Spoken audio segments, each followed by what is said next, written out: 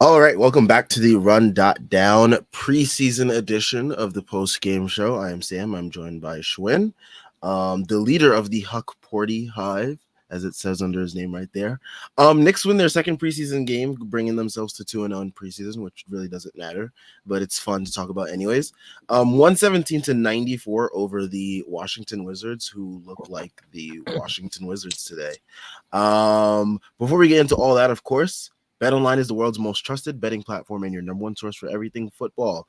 BetOnline has every stat, every matchup, and even live odds and spreads to bet on during the games. Think you know your stuff? Get in on our $200,000 mega contest and pick 5 games against the spread every week for your chance at weekly prizes and a share of 200 grand.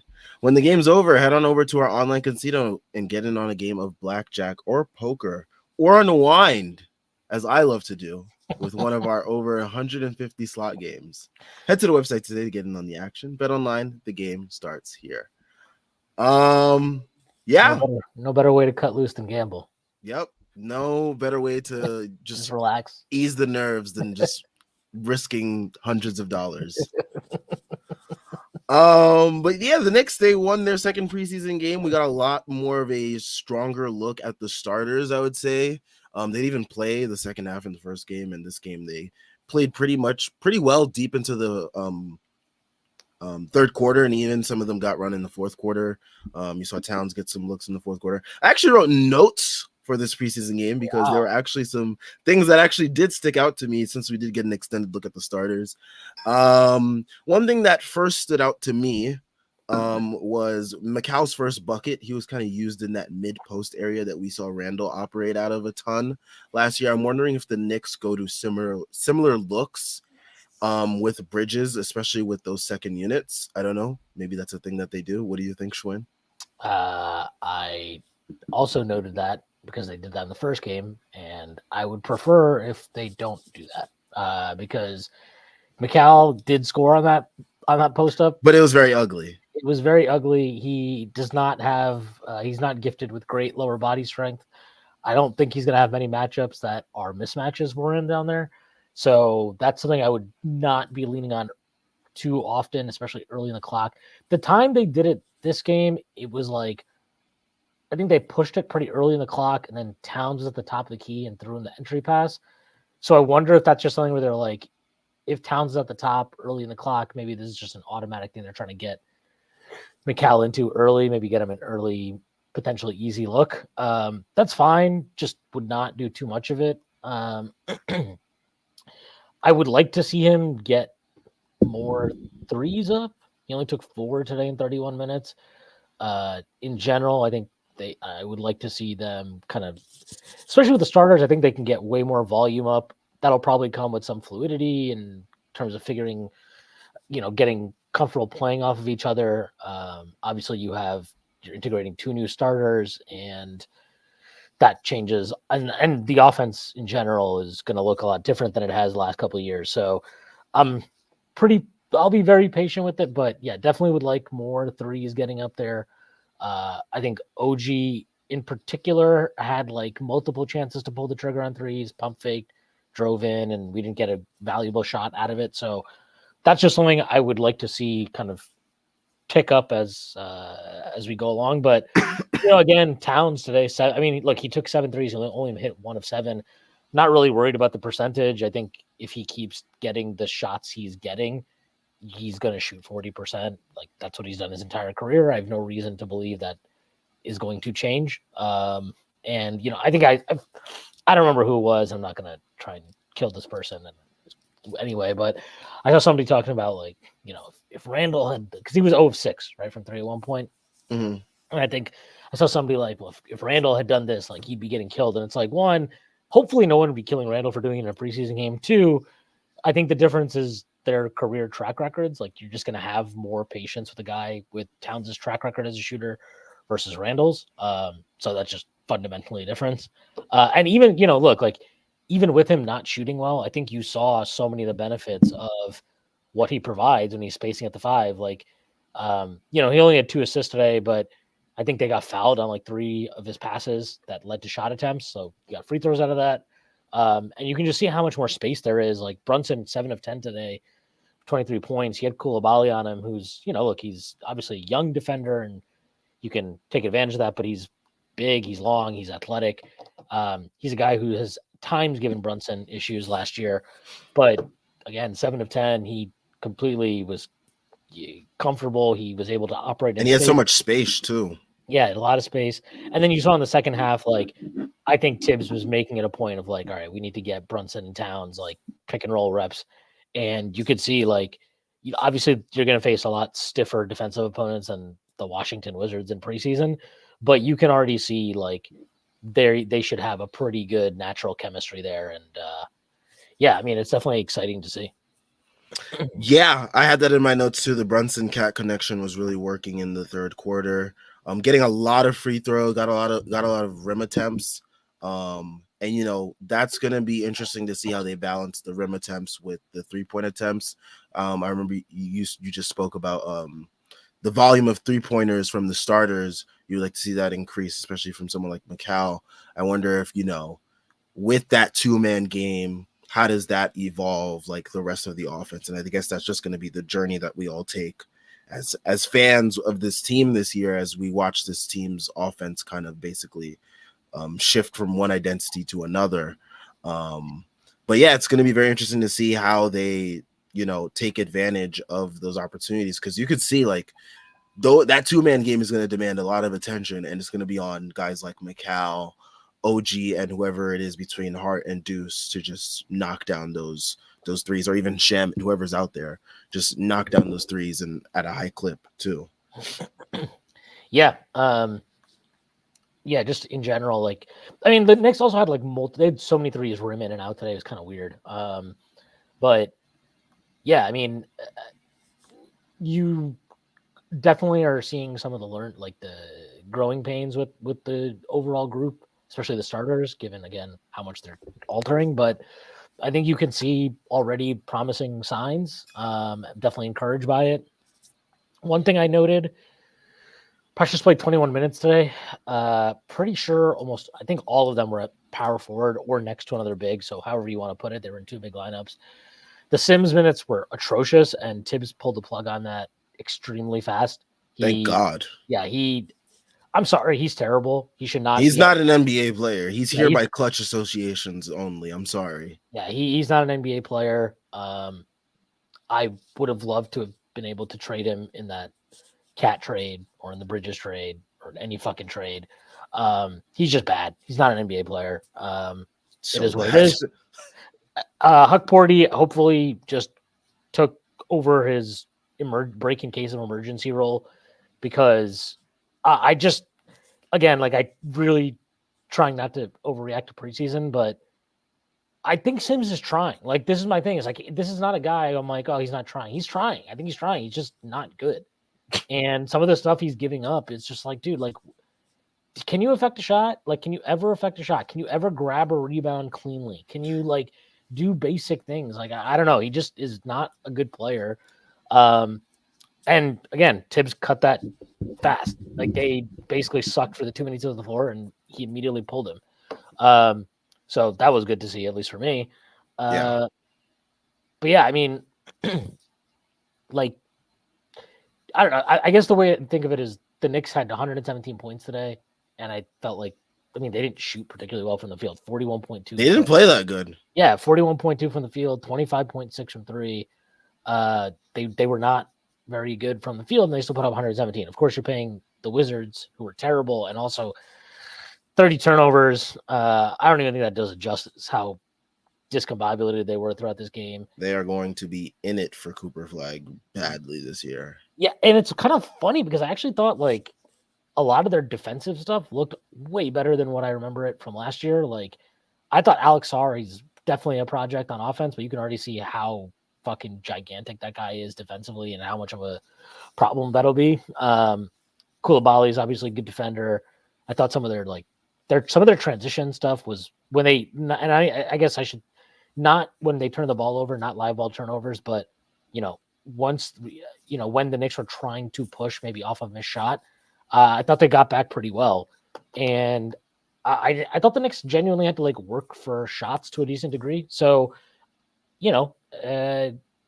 it was like a good trial run for the Knicks in that sense. And I'm not going to say they came out with like flying colors or anything, but again, you saw encouraging signs, and they're still ironing out kind of everything with that starting lineup right now. Like you can tell there's a lot of like guys not wanting to step on each other's toes, and like I don't want to force a shot, and maybe I don't want to take this three because I can drive in. They got to work all those kinks out, but once they do, I mean, you can definitely see the potential. And like again, like Josh Hart took 2 shots in 25 minutes, right? Like hopefully at some point you're not going to get these weird swings of like Bridges last game, he took like 3 shots or something, right? It was so you need to figure out the balance, but the balance today was better than or closer to what I think you're looking to get than what it was against Charlotte. And honestly, Charlotte, I thought they did the Hart thing, right? Where they were like, okay, we're going to defend Josh Hart at the center. So that was good for the Knicks to see, but they were not. I thought the Wizards were like a lot more competitive defensively. So I was even more encouraged by this game in a lot of ways than I was from the Charlotte game, which was kind of just like, all right, first game of preseason, hopefully nobody gets hurt. Let's move on with their lives. Yeah.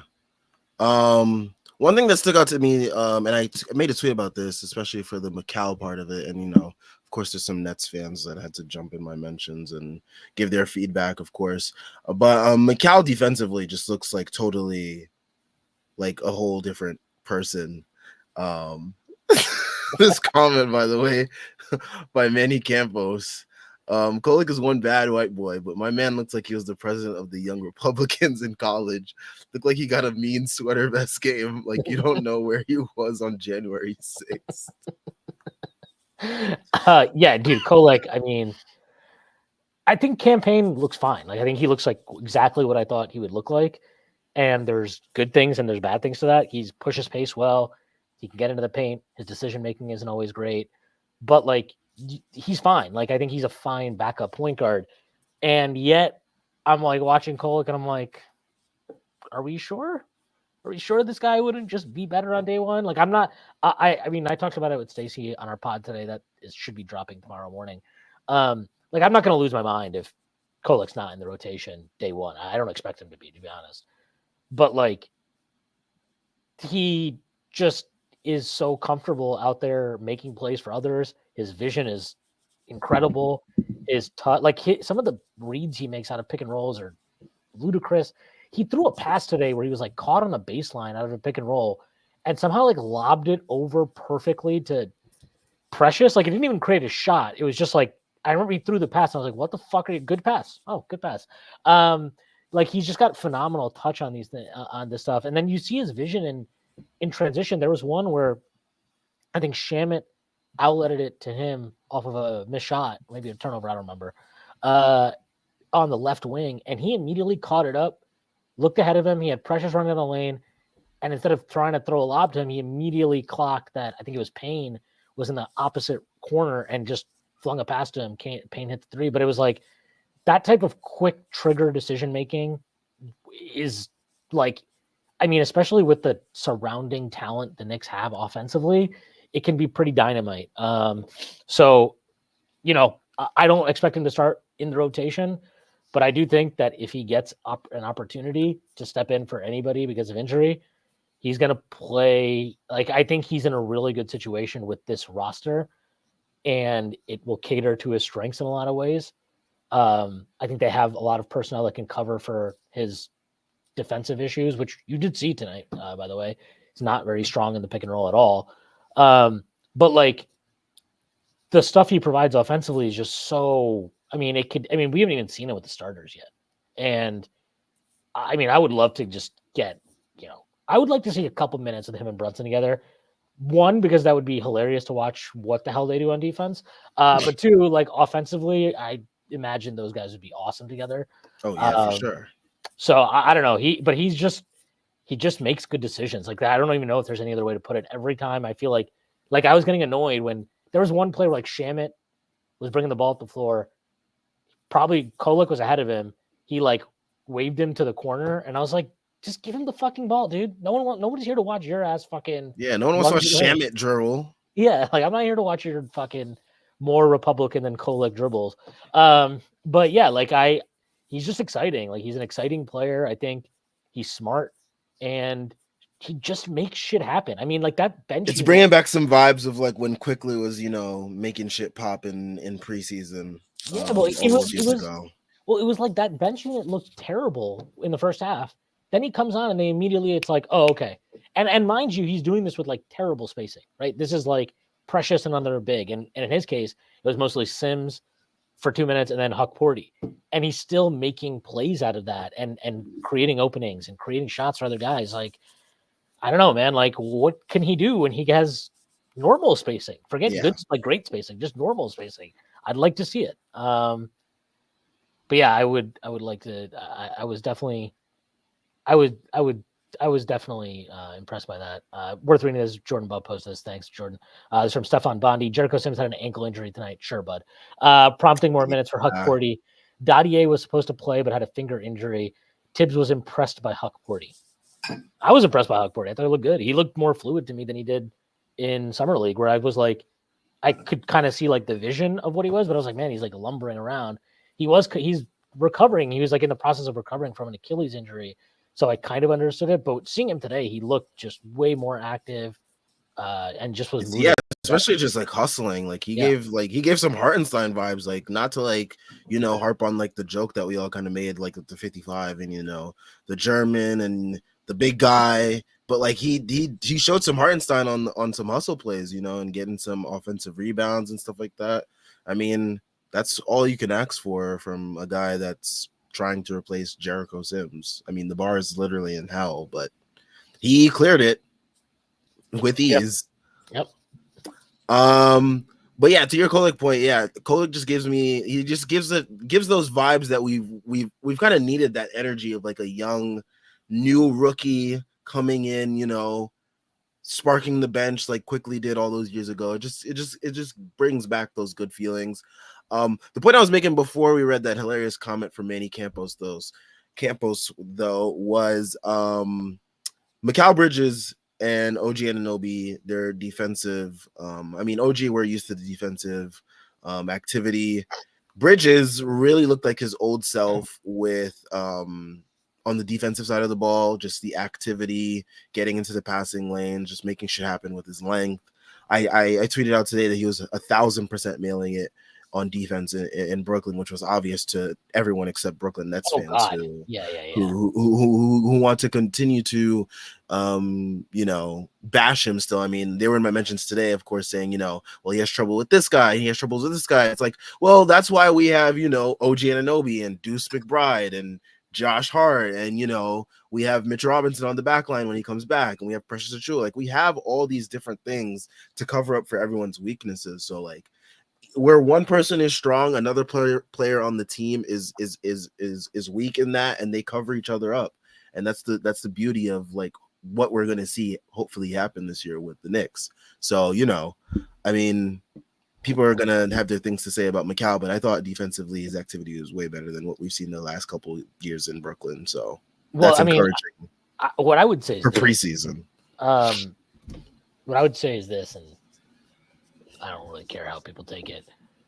The way that Bridges and OG played defense today against the Wizards was like, that was so disrespectful. Like, they were not even locked in. Like, they were not locked in. They were not like executing rotations. They were not like being disciplined. They were just like, you guys suck. And so we can just kind of like vibe out here and use our long arms. Yeah, and just we can dominate doing that. Like, he basically, like, I think Poole got him early in the first half on a pick and roll or something. Mm-hmm. In the first quarter, and after that, every single time Mikal was on him, it was like he was fucking just. I mean, he embarrassed him. Not that that's not that hard, because apparently Jordan Poole has an embarrassment fetish.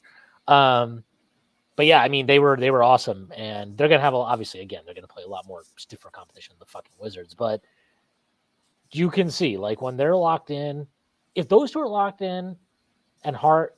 He didn't have his braids in today, so you knew he was going to be whack. And Cat actually looked like, you can see some of the issues in drop, but I think you can see how those two guys very specifically can help cover for him at the 5 in a way that Minnesota probably didn't have the ability to do. I actually think so. I want to be very specific about this. It's two things. One, it's that the guys the Knicks have, the lineup they can put out there is still really, really potent offensively. And then the other part of it is that Minnesota was pretty committed to whether he was the 4 or the 5, they played with two bigs on the floor. So it's just different. Like that's always going to be a different thing than you can do. OG and McCall are obviously way more active, athletic than Nas Reed or fucking Rudy Gobert in that sense. And obviously when he played with Rudy, he had to be the guy in the perimeter. When he played with Nas, they could kind of alternate those responsibilities. But the point being is, I think you can see how those two specifically, their ability to cover space and use their length and be aggressive and rotate can cover for some of his issues defensively. They have to clean up some of the off-ball stuff, which I am sure will happen. Just one, because that'll be something they work on, and two, I'm sure that OG will not act like, oh my God, I can't believe Alex Sarr back cut me for the 15th time at some point. Like he was not locked in today. He was very much just chilling, vibing, getting some shots up with the homies. Yeah, but I mean, you can see that. And then, the other thing that they need to clean up, Washington is a big team. So whatever their issues are, I imagine they're going to give a lot of teams problems on the glass. But I do think the Knicks' defensive rebounding with that starting group could be improved a little bit. It wasn't terrible or bad. Yeah, no, yeah, for sure. But there are some moments where you can see where it was like, all right. Yeah. So those are probably the things I would, kind of focus on to clean up defensively. But again, you have to be encouraged by it. And yeah, I mean, it was a fun preseason game. And this was never really in doubt. Not that it matters, even if it was, but it was never in doubt because the starting group was just better than them, and that was with Town shooting 7 of 20 from the field. Like I don't know, with the looks he got on another night, he could have had he could have walked into 35, 40 points here pretty easily. Yeah, without a doubt. We had some comments here that I will highlight. Tyler Kolek, of course, off the bench, 15 points, 5 assists, 2 steals, 60% from the floor, 100% from the free throw line. Gotta love this one, though. Knicks win, Rangers win, Yankees win. Shout out to Giancarlo Stanton, only Yankee that decided to show up tonight, and Luke Weaver. Mets win the series over another blue and orange team beating up a Philadelphia team in the playoffs. This is what it's all about, man. New York just owning the night. So yeah.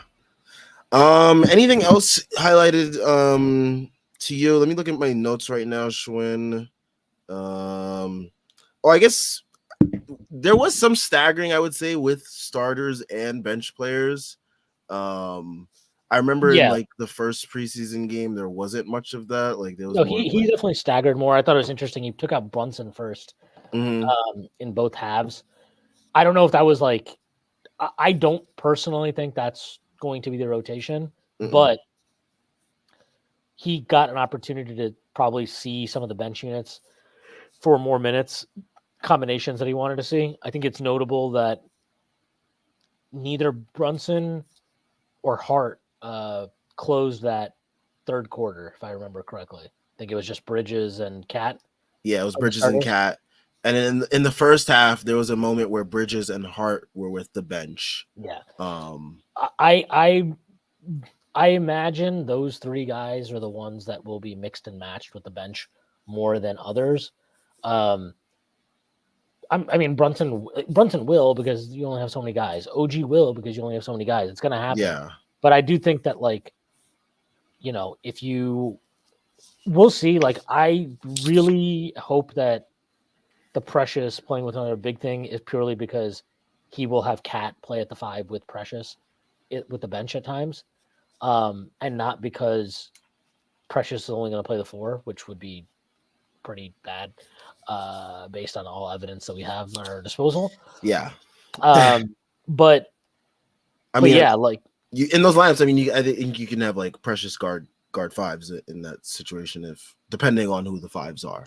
yeah, I mean, him with Cat, I'm not even worried about it. I think that'll be a good lineup, so it doesn't matter to me who each guards. I mean, we can figure that out. But him with like fucking Hukporti or Sims or Mitchell Robinson, Yeah, that's God just forbid. asking for trouble. Yeah, that's just not going to be good, especially Sims because he's not an NBA player. So, yeah, I was definitely interested in kind of some of those staggers, but again, it was also weird because they didn't have Deuce, so I don't know. Yeah, that's the big part about the staggering. It's like, did he do this tonight because Deuce wasn't playing, or like, you know, like because we saw in the first preseason game Deuce was playing and he didn't really stagger much at all. So we'll see what happens in the next preseason game. It's going to be a very nice preseason game, I think, versus the Wolves' little Julius and Dante homecoming in preseason. But yeah, we'll see how the Knicks continue with these rotations. I tweeted out today also, I was like, I'm not really going to judge this Knicks team until like at least game 20, because like I feel like it's so like commonplace for us as fans to really judge this team so quickly, especially the last couple years where we've had some sort of continuity, like a large part of our team return every year. This year it's like a lot of new parts, like not even just the starters. We're integrating 2 new starters is a whole other thing, but like basically we have a whole brand new bench basically that we have to integrate as well. And it's like, I really don't think we'll be able to fully judge this team until like game 20 to 25 or something like that. Like that's when we'll really be able to really fully see this team like fully gelled, or not even fully gelled, but like start to have some semblance of cohesion with each other. Yeah, no, it'll definitely take time, and that's just how it works. So yeah, because I know a lot of fans, not even just like outside NBA fans, but our own fans in the Knicks fan base are going to be very rabid to judge this team very quickly. So like I'm gonna try my best to not be one of those people, because sometimes I can be, especially how harsh I've been on players like McCall and Cat in the past in my criticisms of them. So it's like the Knicks just had to trade for the 2 guys that I had a lot to say about in the past. Unlike me, I've always been huge fans of both.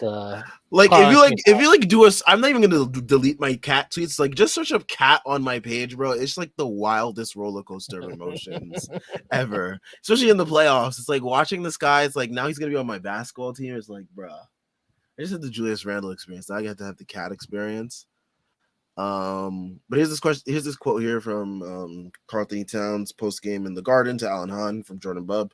He says, "It definitely hits different to be home. Been a blessing to be here. I'm excited for all the games I get to play in front of these fans."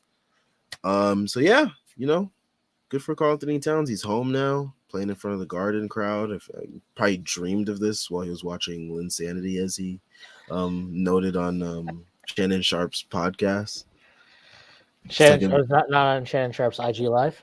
No, Shannon Sharp doesn't know how to go on IG Live. Remember? Yeah, you got hacked. That's right. Yeah, that shit is so foul, dude. You're like 60. Grow up, man. Like seriously, who wants nobody's trying to hear that shit, bro. Yeah.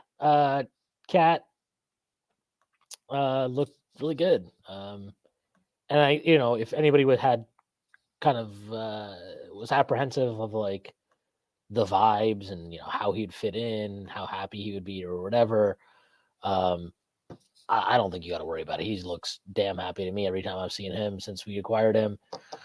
And I look, some of the stuff today, even when he's missing shots, I gotta say, like I think he was getting his legs. I think he's getting his legs under him. Like you can see when he's trying to do stuff off the bounce, like he's never been the most fluid guy anyway, but he's kind of like his like body's not moving exactly the way he wants it to. So I think he's playing himself back into game shape. And I think that's a big reason why Tibbs played him as long as he did tonight. On top of just wanting to get him reps with various guys. So I don't know. I'm pretty encouraged by what I've seen from him offensively and even defensively, like where he's looked. I don't know. I mean, there's definitely something where we know we're going to see more more stiff competition again than the Wizards, but he's looked more active and in place than he was certainly the last time Tibbs coached him. So as long as he's competing on that end and giving good effort, and he was doing that, I've got really no problem because the offensive benefits are real, and I think you're already seeing them, even though we haven't fully kind of figured out how to benefit off of that.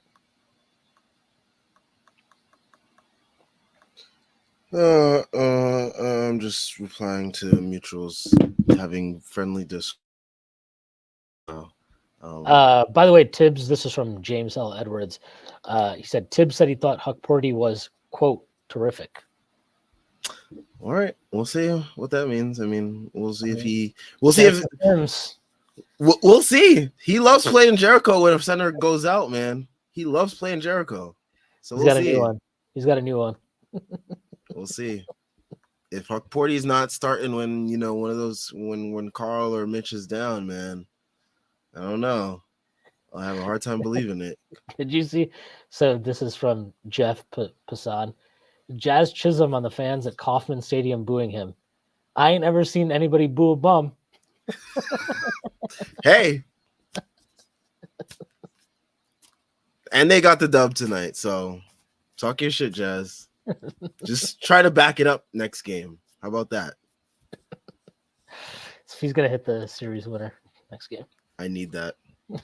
That's like legit. Like,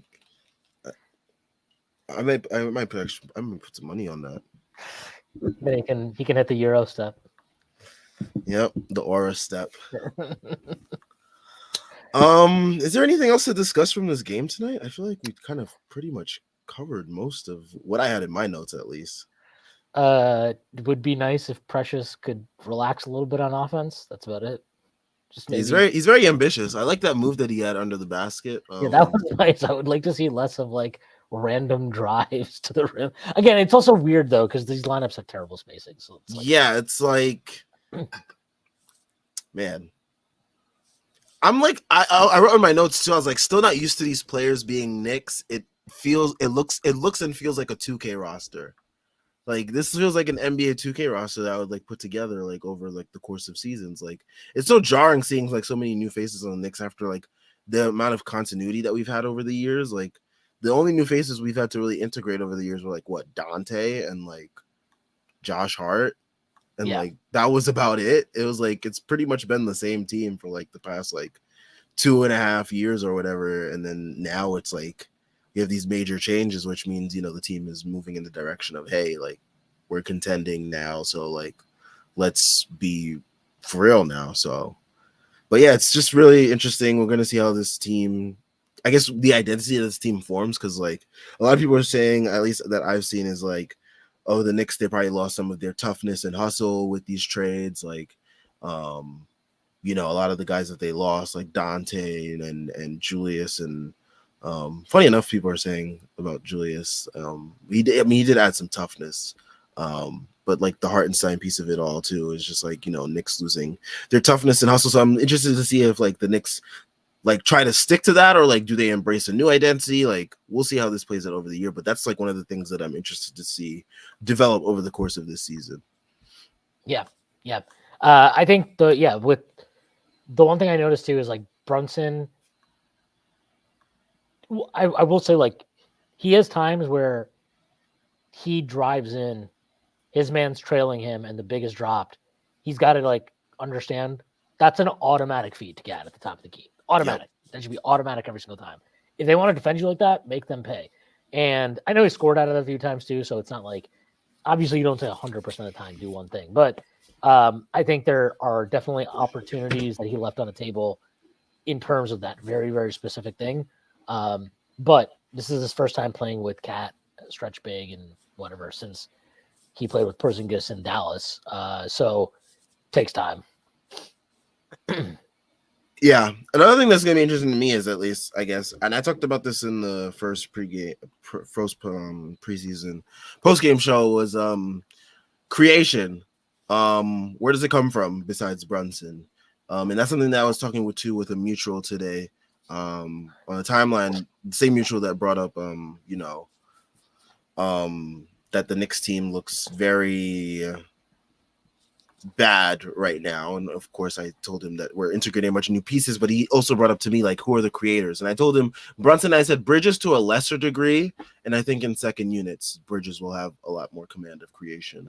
What are your thoughts on like where the creation is going to come from on this team besides Brunson and what you've seen so far in these preseason games? I mean, I think they're trying to work Cat into some of that stuff. He was getting some more post touches today.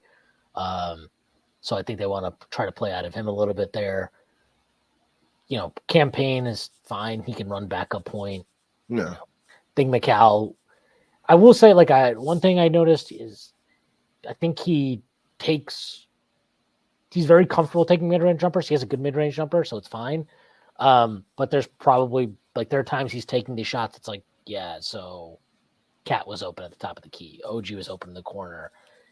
If he can make those reads and, like, kind of just understand to trust other players on the team in those situations where maybe he didn't have that trust last year or whatever. Well, I can't blame him for that last year. Yeah. Cam Thomas. Right. Like, I think if he can kind of make that little bit of a leap, that would be huge. But I do think a lot of the bench, a lot of helping the shot creation of the bench is going to definitely come down to Cat and Bridges.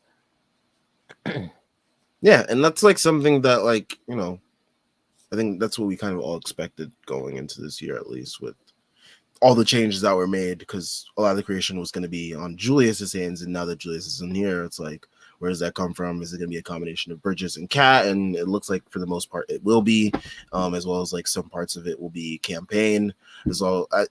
As much as I want to say, I think that campaign should be like getting like 5% creation reps. Like I don't want him doing too much, because then I feel like he gets a little too big for his britches, and then he starts taking like these crazy heat check threes, and they're good when they're going in, but when they're not, it's like, all right, now we get a long rebound, the other team's heading the other way, and it's like, all right. But yeah, we'll see how this all plays out throughout the year. I think this will be a very fun year, and it's very interesting to have a team that's contending but also has a lot of gelling to do, and we'll see how the team handles that. Yeah, for sure. I think we kind of pretty much covered everything. Not a lot of comments today either. But shout out to Jordan Bub for pulling up, giving us some quotes from what happened. And yeah, shout out to everybody that joined us too. Thank you. Yeah. Make sure you guys leave a like and subscribe if you are not. I guess we can end this early today. Yeah, there you go. All right. Make sure you guys leave a like, subscribe. Check out all the links in the description. We got links to the site. There's been a ton of great content since the Cat trade went down, so check it all out. We also got links to the merch, Twitter. Make sure you're following us. And yeah, make sure you follow us on the Instagram as well at the strict.land. All right, everyone, we will catch you guys in the next post-game stream after the Wizards game. Everyone enjoy the rest of your night and the next day. Peace.